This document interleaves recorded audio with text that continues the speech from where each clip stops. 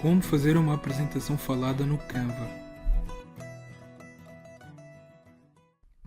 Olá, bem-vindos a mais um vídeo da Rata DCC. Neste vídeo, vamos aprender como fazer uma apresentação falada no Canva. Já com o Canva iniciado, na secção Pode experimentar, procuramos e selecionamos o novo design, cujo nome é Apresentação Falada.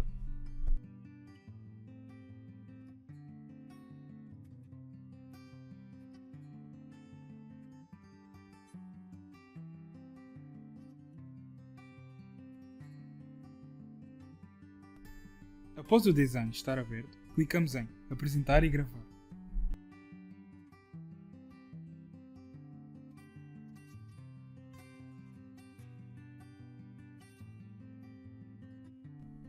De seguida, clicamos Ir ao estúdio de gravação.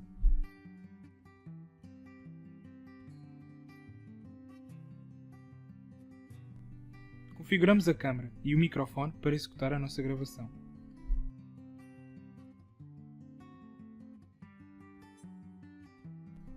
Selecionamos a câmera e o microfone do nosso computador.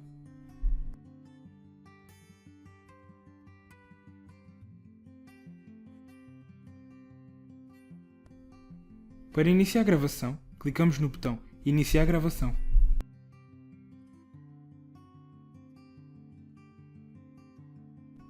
Neste momento, estamos a gravar aquilo que queremos.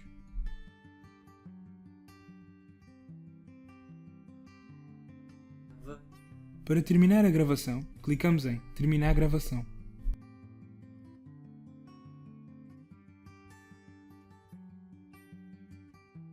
E assim concluímos a nossa gravação. Espero que tenham gostado. Para mais vídeos sobre o Canva, entre outros, vejam o nosso canal. Obrigado!